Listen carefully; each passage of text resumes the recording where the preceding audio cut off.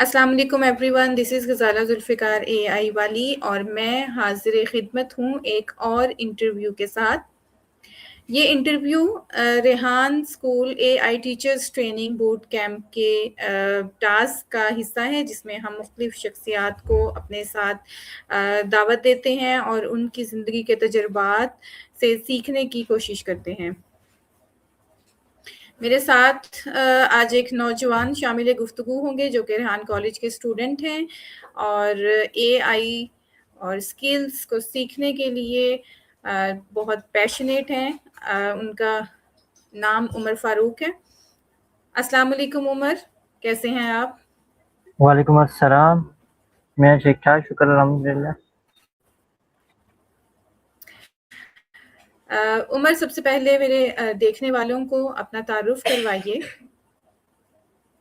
जी, मेरा नाम मोहम्मद उमर फ़ारूक है एंड मैं रेहान कॉलेज का स्टूडेंट हूँ पिछले 3-4 महीनों से एंड फ़िलहाल मेरी जो है इंटर्नशिप चल रही है करंटली सात के अंडर और कार्बन ट्रेडेक्स में मेरा as a role business development है।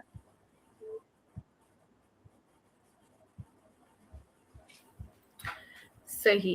उमर, आप अपनी तालीमी काबिलियत के बारे में हमें बताएँ कि रेहान कॉलेज जॉइन करने से पहले आप एक रिवायती निज़ाम तालीम में यकीनन तालीम हासिल कर रहे होंगे, तो आप बताएँ मेरे नाज़रीन को कि आपकी तालीमी काबिलियत क्या है?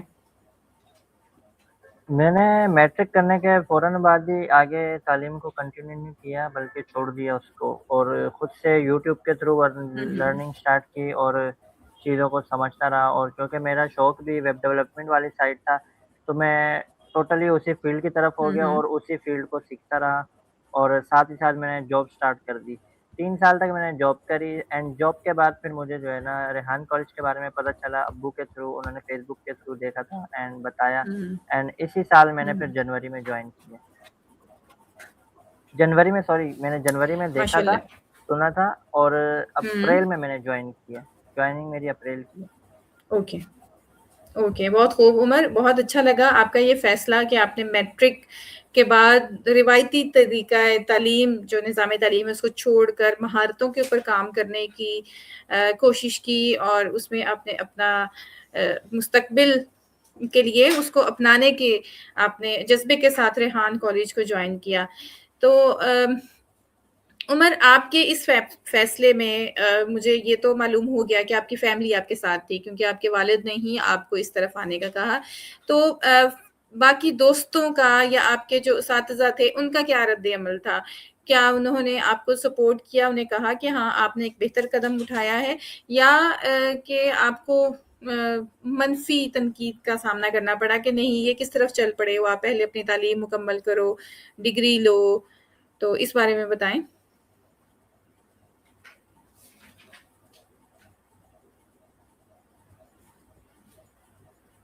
उमर, आपका माइक म्यूट है। सॉरी मैं भूल गया जी। अनम्यूट करना। वो जी, ठीक तो है, कोई बात नहीं।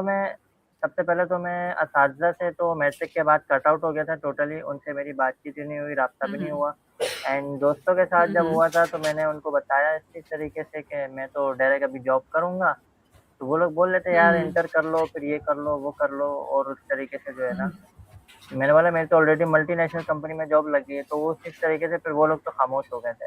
पर सही, मसला मुझे सही। तब आया था जब मैंने जॉब छोड़ी क्योंकि जहाँ मैं जॉब कर रहा हाँ, था हाँ। वो ऑलरेडी एक वेल नोन कंपनी है, टोयोटा कंपनी एंड पोर्ट हाँ, कासिम पे हाँ। उनका पूरा प्लांट है और अच्छी खासी हाँ, उनकी जो है ना यहाँ पे प्रोडक्शन होती है। तो बिल्कुल। वो मैंने जब छोड़ने का फैसला किया था तब मुझे घरवालों ने भी बोला कि ये आप पागलपन कर रहे हो और उसके अलावा जो हुँ, है ना हुँ। खानदान में भी काफ़ी लोगों ने बताया कि मतलब खानदान में तो तब पता चला जब मैंने छोड़ दी। तो इस तरीके से हुँ, जो है ना सबने पूछा कि आपने छोड़ी क्यों? क्या वजह है? ये वो। तो फिर मैंने बोला हुँ, कि भई मेरा शौक नहीं है। मैं कंपनी को हुँ, बिल्कुल बुरा नहीं बोल रहा ये वो। मेरा शौक जो है ना वेब डेवलपमेंट का था और मुझे वो सारे हुँ। फ़ील्ड में काम सीखना था और उसी में ही आगे बढ़ना था। तो ये सब सीखते-सीखते सही। मुझे तकरीबन जॉब में ही 2-3 साल लग गए थे। मतलब जॉब का 1 साल मैंने ऐसे ही गुज़ारा था एंड 2 साल मैंने जो है ना सीखना स्टार्ट कर दिया था जॉब मेरे करते-करते। तो जब मैंने सही। वो सारी चीज़ें सीखी और इन चीज़ों को एनालाइज़ किया देन उसके बाद फिर मुझे जो है ना अब्बू ने बताया जब मैं ऑलरेडी जॉब छोड़ चुका था, तो फिर हुँ। मैंने बोला चलो फिर यहाँ पे जॉइन करते हैं और यहाँ पे चीज़ें सीखते हैं एंड यहाँ से आगे मेरा जो है ना पूरा मुकम्मल पाथवे बन चुका है। मेरा इरादा है आगे क्या-क्या करना है, बस इंशाल्लाह उसी को फ़ॉलो करेंगे। सही। उमर आपकी एज में अगर किसी नौजवान को कोई जॉब मिल जाए तो मेरे ख़्याल में वो सोचता नहीं है कि मैं जॉब छोड़ूँ क्योंकि ज़िंदगी एक तरह से एक डगर पर चल पड़ती है। तो आपके लिए ये मुश्किल फ़ैसला था जॉब छोड़ना, एक सोर्स ऑफ इनकम आपके पास था, तो जब आपने जॉब छोड़ी तो क्या आप अर्निंग कर रहे थे उस वक़्त किसी भी और ज़रिए से? या बस आपने छोड़ दी कि नहीं अब मैं सीखूँगा और उसके बाद फिर मैं अपनी अर्निंग स्टार्ट करूँगा? सबसे पहले तो जब मैं जॉब पे लगा था तब मैं 18 साल का था तो मतलब मैं बहुत ही अर्ली ज स्टेज पे यानी मैट्रिक मेरा करते ही हुँ, मेरी जॉब लग गई थी और उसमें मेरी हुँ, अर्निंग स्टार्ट हो चुकी थी। एंड जिस टाइम मैंने छोड़ी थी उस टाइम मतलब ऐसे था कि अगर मैं सिर्फ़ 1 महीना और काम करता, मेरी सैलरी हुँ, जितनी थी उससे डबल मुझे मिलना स्टार्ट हो जाने थे और मेरे बेनिफिट्स भी डबल सही, हो जाने थे। तो ये सही। सारी बातें भी थी और घर वालों ने बोला आप बेवकूफ़ी कर रहे हो, ये ऐसे नहीं करो हुँ, आप। लेकिन हुँ, हुँ, मेरा जो है ना उस वक़्त था कि बस मुझे छोड़नी है तो मतलब छोड़नी है, तो मैंने वो छोड़ दी। आज भी जो है ना बहुत कभी बात चलती है तो वो बोलते हैं कि आपने बहुत गलत किया वो। तो ज़िंदगी में मेरा सबसे टफ डिसीज़न यही था कि मैंने हुँ, जॉब छोड़ दी बिना जो है हुँ, ना किसी के मशवरा लिए या कुछ और फिर उस हुँ, हिसाब हुँ, से ही मैंने जो है ना उन चीज़ों को लेकर चला एंड फिर मैंने उस वक़्त जब मैंने छोड़ी थी तब मेरा सोर्स ऑफ इनकम कोई भी नहीं था एंड मैं उस सही। वक़्त सीख रहा था।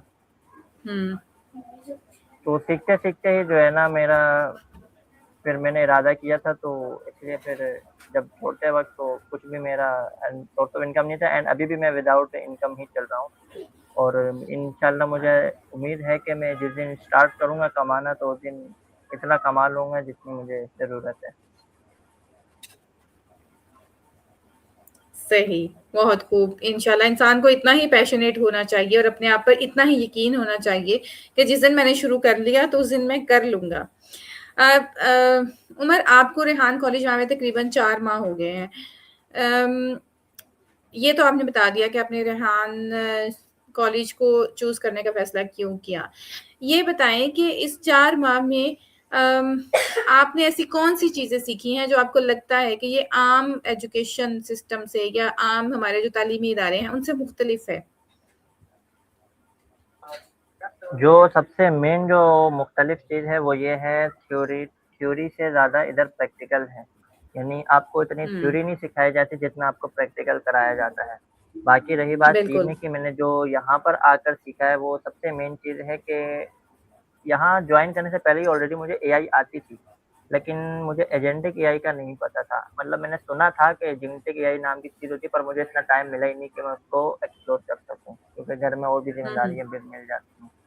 तो जब मैं बिल्कुल। यहाँ आया तो मुझे उसको एक्सप्लोर करने का भी मौका मिला, उसको सीखा मैंने, उसके ज़रिए मैंने काम करना सीखा और वेबसाइट्स बनाई एंड बहुत अच्छी-अच्छी मैंने वेबसाइट काफ़ी तेज़ तरीन टाइम में बना ली, जो मैं नॉर्मली खुद अगर बनाता तो मुझे 1 हफ़्ता लगता था और मैंने 1 हफ़्ते में ही तकरीबन बनाई थी।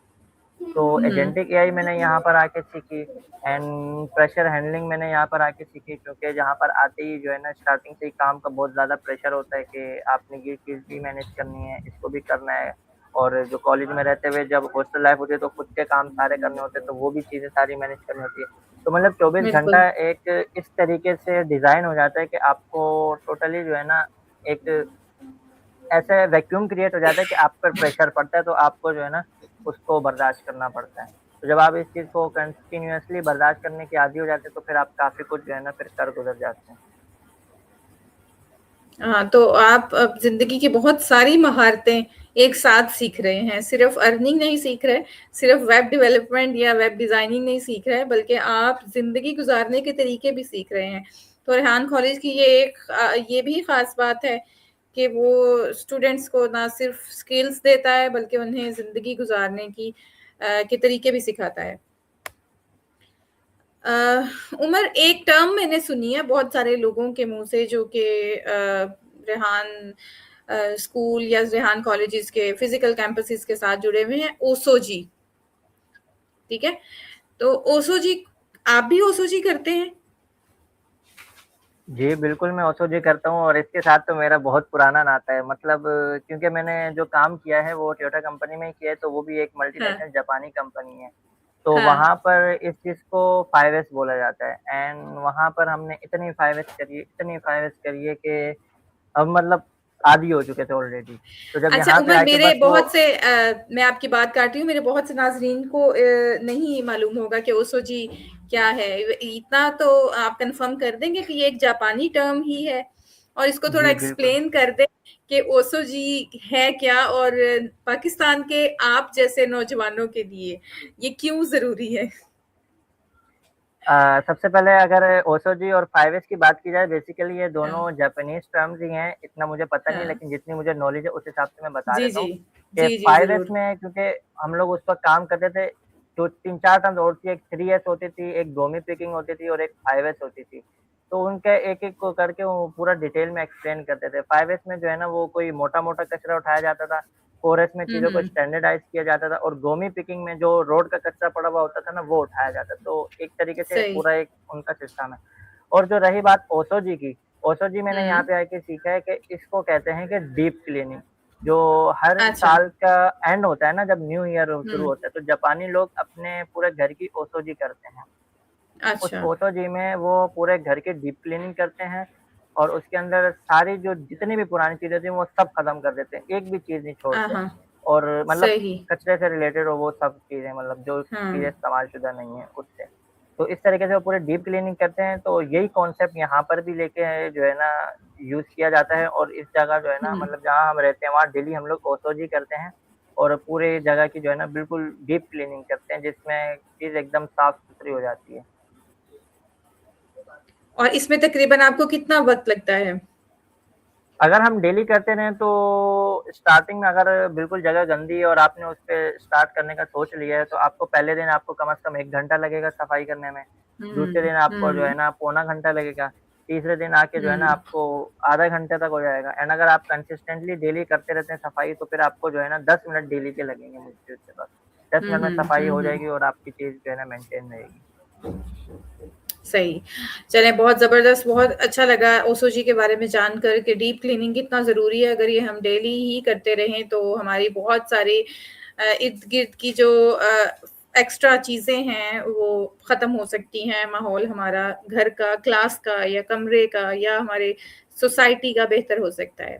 चलें अब हम प्रोफ़ेशनल बातों की तरफ वापस आते हैं। उमर आपने बताया कि आप कार्बन ट्रेडेक्स में बिज़नेस डेवलपर के तौर पर कर रहे हैं। क्या मैं सही कह रही हूँ? जी, बिल्कुल, पिछले 3 महीने से मैं जब से रेहान कॉलेज में जॉइन किया है, तकरीबन 1 हफ्ते बाद ही हाँ। मेरी इंटर्नशिप लग गई थी और वो साद भाई के हाँ, पास हाँ। लगी थी एंड उन्हीं का ये इनिशिएटिव है, कार्बन ट्रेडेक्स, उसमें ओके। मेरा बिज़नेस डेवलपमेंट का रोल है एंड हुँ, इसमें हुँ। हमारा जो बेसिकली काम होता है, वो होता है एज़ जी, बड़ी कंपनीज़ जो होती हैं, उनका सोर्सिंग पार्टनर बनकर, उनकी जो सही, कार्बन क्रेडिट्स की रिक्वायरमेंट्स हैं, उनको पूरा करना। सही। तो आपकी ये जो कंपनी है ये सप्लायर काइंड ऑफ कंपनी है कि जो सप्लाई करती है कोई भी प्रोडक्ट बड़े बिज़नेसेस को, ये ऐसा ही है? हुँ, ये कंपनी जो है ना सोर्सिंग पार्टनर है एज़ अ कंपनी के आप लेट्स सपोज़ मैं आपको एग्ज़ाम्पल के साथ समझाता हूँ कि जी, जी, एक ज़रूर। कंपनी है जो हुँ। कार्बन डाइऑक्साइड प्रोड्यूस करती है, अच्छा, सही है? तो सही। उसकी जो है ना यूनाइटेड नेशंस की तरफ से एक एसडीजी है सन एनवायरनमेंट सस्टेनेबिलिटी ग्रुप, उसकी तरफ हुँ, से जो है ना एक लिमिट लगाई जाती है थ्रू गवर्नमेंट बाय गवर्नमेंट कि इस कंपनी ने हुँ, इसकी लिमिट ईयरली या मंथली इतनी है। अगर ये लिमिट सही। एक्सीड हो गई तो इसको जो हुँ, है ना सू किया जाएगा एंड और ये बेसिकली सिर्फ़ डेवलप्ड कंट्रीज़ के अंदर है। यानी जो अंडर हुँ, हुँ, हुँ। डेवलपिंग नेशन है वो इस चीज़ को नहीं मैं रखती समझ और गई। इसका जो है ना हाँ, पूरा कॉन्सेप्ट जो है ना डेवलपिंग नेशन का क्यों है वो मैं आपको फिर कभी बताऊँगा या अगर आप बोलें तो अभी डिटेल में आपको बता दूँगा। चलें तो चलें वो कंपनी हुँ, हाँ, वो कंपनीज़ जो है ना फिर उनको क्रेडिट्स बाय करने पड़ते हैं जब उनकी लिमिट पूरी हो जाती है और वो उनकी हुँ, मजबूरी होती है। अगर वो ऐसा नहीं हुँ, करेंगे तो उनका जो है ना फिर सैंक्शन मतलब जिस तरीके से कंट्रीज़ पे लगती है उस तरीके से उनके खिलाफ जो है ना यूनाइटेड नेशन एक्शन लेती है एंड उनको फिर काफ़ी सारे बेनिफिट जो यूनाइटेड नेशन की तरफ से मिलते हैं वो फिर मिलना बंद हो जाते हैं। तो बेसिकली हुँ, जो है ना वो एनवायरनमेंट्स को पे करते हैं। तो वो पेमेंट वो इस तरीके से करते हैं कि जो कार्बन क्रेडिट जितना वो प्रोड्यूस करते हैं ना, तो फिर उनकी हुँ, ज़िम्मेदारी हो जाती है कि इतना उन्होंने अब कंज़्यूम करना है। यानी अगर मैंने ओके। 400 का किलो कोई कार्बन प्रोड्यूस किया है, तो अब मुझे इतने हुँ। दरख्त लगाने होंगे या कोई सोर्स करना होगा कि जिससे उस एनवायरनमेंट से मैं 400 किलो कार्बन कंज़्यूम कर लूँ। बिल्कुल तो सही, जो बिल्कुल सही। तो जो कार्बन क्रेडिट्स का काम है ना, वो कंपनीज़ का काम आसान करना है। यानी हम कंपनी हुँ, को बोलते हैं कि आपको कार्बन क्रेडिट चाहिए, आपने 400 हुँ। किलो प्रोड्यूस कर दिए, अब हम आपकी जगह कंज़्यूम कर लेंगे। तो इसको हम एज़ अ सोर्सिंग पार्टनर बोलते हैं, हमारे पास क्रेडिट्स अवेलेबल होते हैं, हम कंपनीज़ को रीच आउट करके उनको क्रेडिट्स दे देते हैं। और आप इसको कंज़्यूम कैसे करते हैं? ये चूँकि इनिशिएटिव सारा सात भाई का है, मेरा काम सिर्फ़ बिज़नेस डेवलपमेंट का है, तो इसका ओके, अंडर जो कॉन्फिडेंशियल थिंग्स हैं, वो मुझे नहीं पता। ओके, वैसे जो ओके। काम है, वो ये है कि हम कंज़्यूम करते हैं, क्रेडिट परचेज़ करके एज़ अ जो है ना उनको रीसेलिंग करते हैं। चलें, चलें, ठीक है, ठीक है। अच्छा उमर, अगर मेरे व्यूअर्स को ये नहीं पता कि बिज़नेस डेवलपमेंट क्या होती है या एक बिज़नेस डेवलपर क्या होता है, उसका क्या काम होता है? तो आप उन्हें एक्सप्लेन करेंगे आसान अल्फाज़ में कि एक बिज़नेस डेवलपर असल में करता क्या है? बिज़नेस डेवलपर का जो सबसे मेन रोल होता है, वो होता है कि एक जो बिज़नेस है, जो बिल्कुल स्टार्ट हुआ है, बिल्कुल शुरू हुआ है, उसको हुँ, चलाना और उसको हुँ, खुद से सोचना कि इसमें ऐसा क्या-क्या चीज़ की जाए और क्या-क्या ऐसा इनिशिएटिव लिया जाए, जिससे बिज़नेस ग्रो करेगा या उसकी हुँ, स्पीड बढ़ेगी। और हुँ, बहुत सारी कमांड जो ऊपर से आती हैं, उनको भी फ़ॉलो किया जाता है, क्योंकि मेरा जो मैं कर रहा हूँ, वो यही है कि मुझे जो मिलता है कहते हैं, मैं फिर उस हिसाब से उस चीज़ को लेके चलता हूँ। और अगर मुझे बोलना है कि आपने ये खुद से करना है, तो फिर उस चीज़ को मैं खुद से करता हूँ। तो उसके बाद फिर आपका जब बिज़नेस डेवलप होता है, फिर उसमें आपको जो है ना क्लाइंट के जो है ना किस-किस तरीके की रिक्वायरमेंट्स है, किस-किस तरीके की वो बातें करते हैं, ये सारी चीज़ें आपको नोट करनी होती है, ऑब्ज़र्व करनी होती है। इसमें कम से कम आपका जो है ना प्रोसीजर मेथड रहने वाला है 4 से 5 महीने का, जिसमें हुँ, आपको कोई ख़ासा रिज़ल्ट नज़र नहीं आएगा। मैंने हुँ, जब हुँ। स्टार्ट किया था, स्टार्टिंग के 1 महीने में तो मुझे ऐसा लग रहा था मैं पता नहीं क्या कर रहा हूँ, मैं तो ऐसा लग रहा था हवा में सही। तीर चला रहा हूँ। 1 हाँ, महीने हाँ, तक मुझे सही। कोई प्रोग्रेस नहीं दिखी, दूसरे महीने में बिल्कुल पक गया था, बस करना था, मजबूरी थी क्योंकि मैं किसी मकसद से आया हुआ था, तो इसलिए मैं हाँ, करता रहा, करता रहा, करता रहा। तीसरे महीना जब मेरा स्टार्ट हुआ तब मुझे एक रिज़ल्ट दिखा, दूसरा रिज़ल्ट दिखा, फिर आहिस्ता-आहिस्ता मुझे दिखना स्टार्ट हुआ। तो इस तरीके से जो है ना कंसिस्टेंसी के साथ लगा रहे, फिर बंदा तभी बिज़नेस बिल्कुल। डेवलप होता है। बिल्कुल सही, आपने मेरा अगला पॉइंट जो मैं अभी बोलने वाली थी, वो पहले ही कह दिया कि मुस्तकिल मिज़ाजी के साथ अगर हम किसी चीज़ को लेकर चलते रहें, तो फिर रिज़ल्ट्स डेफ़िनिटली आना शुरू हो जाते हैं। चलिए माशाल्लाह बहुत खुशी हुई आपको इतना काम करता हुआ देखकर।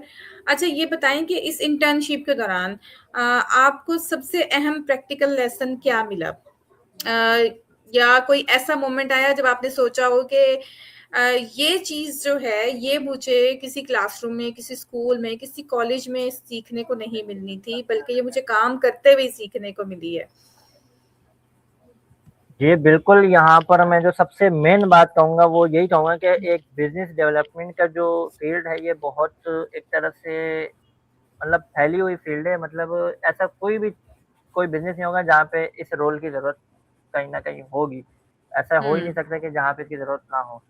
तो मैंने जो सबसे मेन चीज़ सीखी है वो ये है कि अगर आपने खुद का कोई काम करना है, तो हुँ, कम से कम 6 महीने का माइंड बना लो कि आपको कोई रिज़ल्ट नहीं दिखेंगे।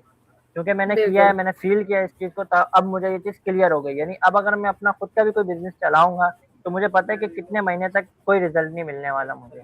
तो वो हुँ, चीज़ मेरी क्योंकि स्कूल में कभी भी नहीं होती क्लियर, तो ये यहाँ पर मेरे बिल्कुल। को जो है ना करने को हुआ। और सबसे मेन चीज़ ये है कि अगर कोई काम गलत हो जाए या उसमें कोई गलती हो जाए और आपने इतनी मेहनत करी है उसमें, तो उसको हुँ, डिस्कार्ड करने में जो है ना दुःख बहुत होता है। तो ये चीज़ एक सीखने को मिली है कि अगर आपसे कोई गलती होती है तो उसको हुँ, इस तरीके से लें कि आपने एक बार गलती करी है, नेक्स्ट टाइम अब ये होगा कि आप रिपीट नहीं कर पाओगे और आपको ये गलती याद रहेगी। क्योंकि आपने उसके ऊपर इतना ज़्यादा टाइम वेस्ट किया होता है क्योंकि आप उस वक़्त तो आपको लगता है कि वो सही था, लेकिन वो आगे चल के फिर नहीं काम आती। तो इस तरीके से जब चीज़ें होती हैं तो फिर बंदा बहुत ज़्यादा मेंटली अपने आप को अपसेट फ़ील करता है और जो है ना चीज़ के बारे में बुरा-भला सोचता है। तो ये चीज़ का भी मुझे फिर बहुत फ़ायदा हुआ कि अब भले कोई काम मेरा वेस्ट जाए या ना जाए तो उसका मुझे फिर ये दुःख नहीं होता। मेरा यही रहता है कि चलो मैंने एक चीज़ वो पता नहीं किसका कोट है कि चलो मैंने 100 तरीके ट्राई किए हैं, मुझे अब पता चल गया कि ये 99 तरीके काम नहीं करते। वो एक तरीका फाइंड नहीं करने में। करेंगे, बिल्कुल। हाँ, तो ये चीज़ बिल्कुल, मेरे को फिर ज़हन में ठीक, आती है। ज़बरदस्त। ज़बरदस्त, बहुत अच्छा लग रहा है उमर आपसे बात करके, माशाल्लाह से आप बड़ी सियानों वाली बातें कर रहे हैं। और ये चीज़ आपने बहुत अच्छी कही कि गलती और ये चीज़ हमारे नौजवानों में आजकल अ, मौजूद भी है, शायद पहले भी होगी कि अगर हमसे कुछ गलत हो जाता है या कोई गलती हो जाती है, तो उस गलती को लेकर डिसहार्ट होकर काम को छोड़ नहीं देना होता, बल्कि उसको नए तरीके से करने की कोशिश करनी होती है।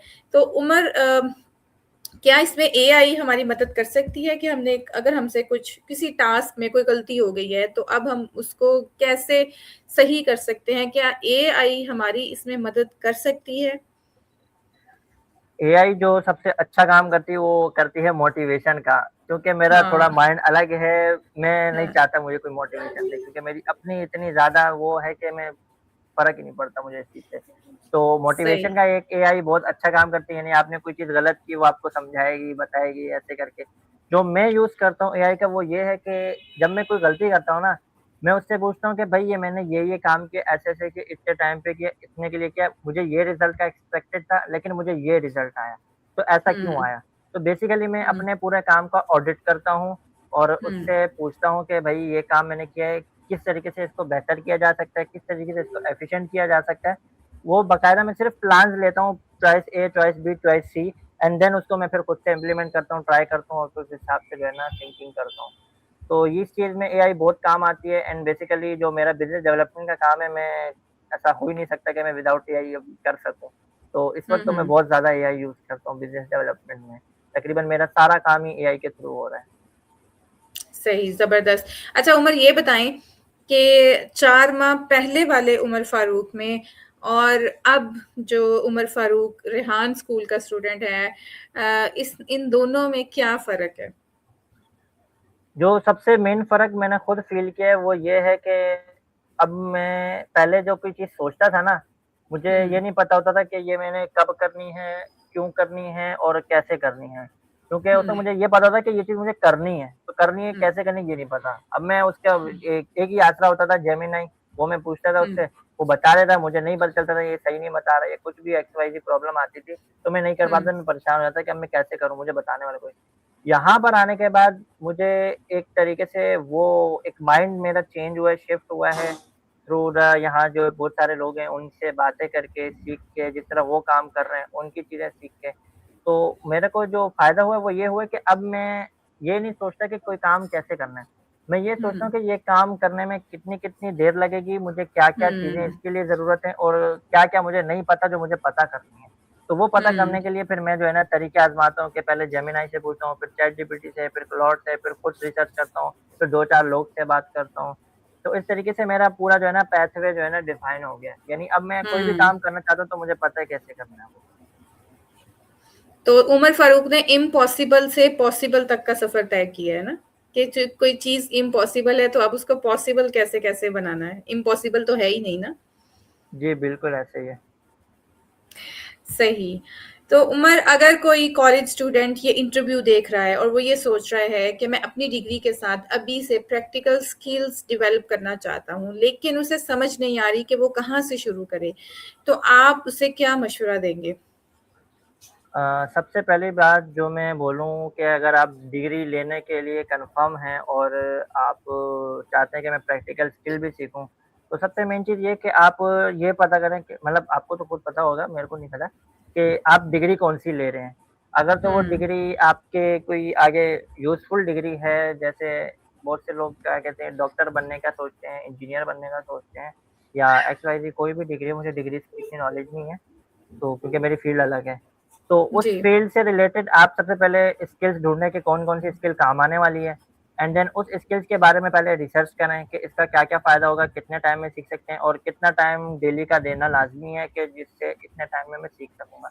एक एस्टिमेटम होना लाज़मी है क्योंकि आप एस्टिमेट लगाएँगे तो उसके बाद आपको चीज़ें फ़ॉलो करने में आसानी होगी और क्या-क्या आप कमी कर रहे हैं, क्या-क्या कोताही कर रहे हैं, तो उसमें ऑडिट करने में भी ईज़ी होगा। तो ये चीज़ें जब हुँ, आप करेंगे तो आप आराम से चीज़ों को मैनेज करके लेके चल सकेंगे और सीख भी लेंगे जो आप सीखना चाहते हैं।